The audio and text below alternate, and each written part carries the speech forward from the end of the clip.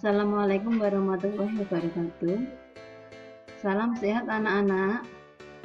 Pada pelajaran praktikum akuntansi perusahaan jasa dagang dan manufaktur,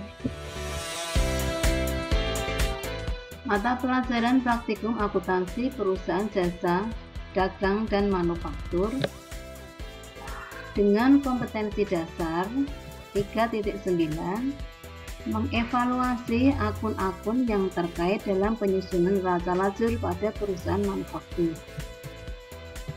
4.9, menyusun neraca lajur perusahaan manufaktur dengan metode harga pokok pesanan maupun metode harga pokok proses. Sedangkan tujuan pembelajarannya,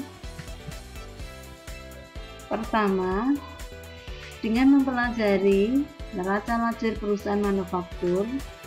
Yang pertama, siswa dapat mengidentifikasi akun nominal dalam neraca lajur dengan percaya diri. Sedangkan yang kedua, mengidentifikasi akun real dalam neraca lajur dengan percaya diri. Yang ketiga, mengidentifikasi prosedur penyusunan neraca lajur dengan percaya diri. Sedangkan tujuan yang keempat, siswa diharapkan dapat menyebutkan akun nominal dalam neraca lajur dengan tanggung jawab.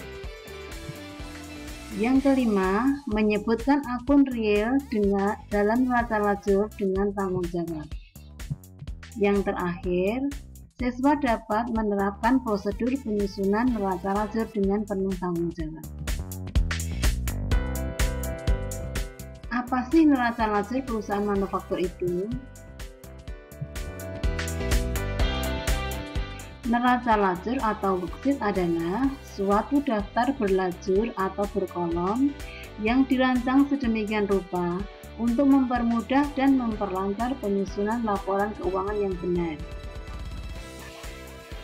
Adapun tujuan penyusunan neraca lajur, yang pertama, mempermudah dalam penyusunan laporan keuangan. Yang kedua, mengurangi kesalahan yang mungkin terjadi saat menyusun jumlah penyesuaian. Sedangkan yang ketiga, memeriksa ketepatan perhitungan yang dilakukan. Itu adalah tujuan dari penyusunan neraca lajur. Nomor dan nama akun penyusunan neraca lajur terdiri dari akun nominal atau akun laba rugi, akun yang pada akhir periode dilaporkan dalam laporan laba rugi, akun yang termasuk adalah akun pendapatan dan akun beban. Berikutnya akun real atau akun neraca. Akun yang pada akhir periode dilaporkan dalam laporan neraca adalah akun harta, kewajiban, atau hutang, dan akun modal.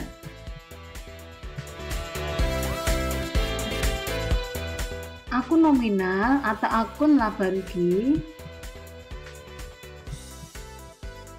terdiri dari akun pendapatan, adalah hasil atau penghasilan yang diperoleh perusahaan, terdiri dari pendapatan usaha dan pendapatan luar usaha. Pendapatan usaha misalnya penjualan produk jadi atau penjualan barang dagangan. Sedangkan yang termasuk dalam pendapatan luar usaha, misalnya pendapatan sewa dan pendapatan bunga. B. Akun beban. Beban adalah pengorbanan yang terjadi selama melaksanakan kegiatan usaha untuk memperoleh pendapatan. Yang termasuk beban terdiri atas beban usaha dan beban luar usaha. Beban usaha adalah pengorbanan yang langsung berhubungan dengan kegiatan usaha perusahaan.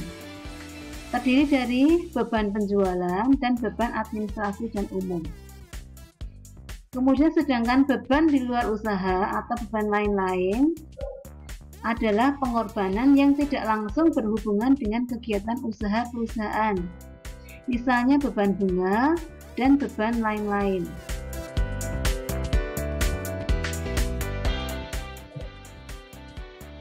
Yang ketiga atau C, akun biaya produksi. Akun yang berhubungan dengan terjadinya biaya produksi, antara lain pembelian bahan baku, retu dan potongan pembelian, pemakaian bahan baku, upah langsung dan upah tak langsung, akun-akun biaya overhead pabrik, dan ikhtisar biaya produksi. Itu tadi adalah yang termasuk dalam akun nominal.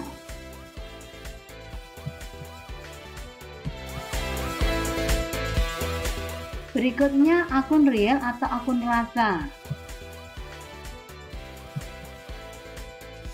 Akun real atau akun neraca terdiri dari harta atau aset atau aktiva. Harta adalah benda ya baik yang dimiliki berwujud maupun tidak berwujud yang dimiliki oleh perusahaan. Terdiri dari harta lancar atau aset lancar, aset investasi, aset tak berwujud, aset tetap, dan aset lainnya. Saya harapkan anak-anak sudah paham tentang yang termasuk dalam kelompok aset lancar, yaitu bisa kas, piutang, persediaan barang dalam proses, persediaan bahan baku. Sedangkan aset investasi bisa berupa investasi jangka panjang. Kemudian untuk aset yang tak berwujud itu bisa hak paten, goodwill, dan sebagainya. Sedangkan aset tetap bisa terdiri dari bangunan, tanah, mesin, dan sebagainya. Kemudian aset lainnya. Sedangkan yang B, kewajiban, hutang atau pasifal. Hutang adalah kewajiban perusahaan pada pihak ketiga yang umumnya adalah pembayaran uang, penyerahan barang maupun jasa pada waktu-waktu tertentu. Hutang atau kewajiban terdiri dari hutang lancar, hutang jangka panjang, dan hutang lain-lain. Sedangkan yang terakhir adalah modal. Modal adalah hak milik atas kekayaan dan harta perusahaan yang berbentuk hutang tak terbatas suatu perusahaan kepada pemilik modal hingga jangka waktu yang tidak terbatas. Itulah yang termasuk pada akun real atau akun neraca. Berikutnya, bentuk neraca lajur perusahaan manufaktur bisa terdiri dari 6 bagian pokok, bisa menjadi 5 bagian pokok. Kita lihat neraca lajur perusahaan manufaktur dengan 6 bagian pokok. Dengan kolom, nomor akun, nama akun, neraca saldo, ayat jurnal penyesuaian, neraca saldo setelah penyesuaian, ikhtisar biaya produksi, laba rugi, dan neraca. Itu untuk neraca lajur manufaktur dengan 6 bagian pokok. Ya, berikutnya neraca lajur dengan bentuk 5 bagian pokok. Kolomnya nomor akun, neraca saldo, penyesuaian, ikhtisar biaya produksi, ikhtisar laba rugi, dan neraca. Bagaimana proses penyusunan neraca lajur untuk perusahaan manufaktur? Yang pertama, menyiapkan format neraca lajur. Yang kedua, pindahkan akun beserta jumlah saldo perkiraan pada neraca saldo. 3. Jumlahkan kolom neraca saldo, pastikan kedua kolom berjumlah seimbang atau balance. Selanjutnya, masukkan informasi akun yang telah disesuaikan yang terdapat pada jurnal penyesuaian di kolom jurnal penyesuaian. Sedangkan yang kelima, pada kolom neraca setelah disesuaikan, yang perlu dilakukan adalah menjumlahkan kolom debit dan kredit di neraca saldo dengan kolom debit dan kredit di kolom penyesuaian sesuai dengan jenis akunnya. Kemudian jumlahkan. Selanjutnya, pada kolom ikhtisar biaya produksi diisi dengan biaya produksi yang datanya dari neraca saldo setelah disesuaikan.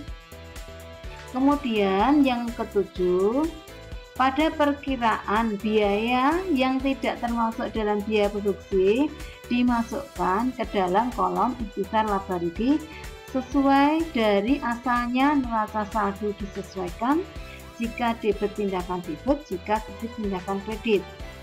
Yang kedelapan, jumlahkan kolom ikhtisar biaya produksi debit maupun kredit, dan hasilnya akan lebih banyak sebelah debit. Tuliskan selisihnya di kredit dengan keterangan harga pokok produksi. Selanjutnya, selisih tersebut digeser ke kanan ke ikhtisar laba rugi, taruh di sebelah debit. 9.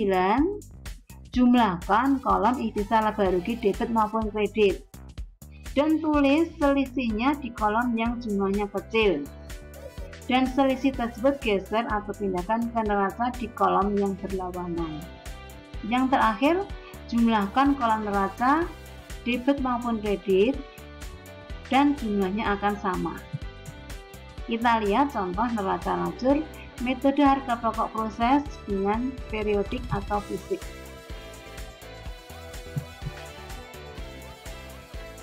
Ya, kita perhatikan di sini nomor akun, kemudian nama akun, neraca saldo, ya. Kita pindahkan nomor akun, nama akun, dan neraca saldo kita pindahkan. Jumlahnya sama. Selanjutnya, pindahkan jurnal penyesuaian, ya. Jumlahnya juga sama. Langkah selanjutnya, kita isi kolom ikhtisar biaya produksi. Kita lihat nomor akun atau nama akun yang kaitannya dengan pembuatan produk. Di sini adalah pembelian bahan baku. Ya, ini kaitannya untuk membuat produk. Maka dari pembelian bahan baku ke bawah itu kita masukkan ke kolom ikhtisar biaya produksi sesuai tempatnya, debit, kredit, dan kredit. Selanjutnya, untuk ikhtisar laba rugi kita masukkan nomor akun 4, yaitu penjualan dan beban gaji bagian penjualan dan sampai dengan beban administrasi dan umum. Selanjutnya, untuk yang nomor akun 1, 2, dan 3, harta, hutang, dan modal, kita pindahkan ke kolom neraca. Selanjutnya kita jumlah untuk kolom ikhtisar biaya produksi sebelah debit maupun dan kredit. Di sini hasilnya mesti akan lebih banyak yang debit. Ya, selisihnya di sini kita taruh sini, geser ke ikhtisar laba rugi, taruhkan sebelah debit. Ya, selanjutnya ikhtisar laba rugi kita jumlah. Di sini jumlahnya banyak yang sebelah kredit, artinya ada keuntungan sebesar 266.770. Ini kita geser ke neraca ke kolom lawan. Ya. Selanjutnya kita jumlahkan neraca debit maupun kredit, jumlahnya juga akan sama, artinya sudah benar. Ya, demikian pembelajaran kita kali ini tentang neraca laju manufaktur. Terima kasih atas perhatiannya. Wassalamualaikum warahmatullahi wabarakatuh.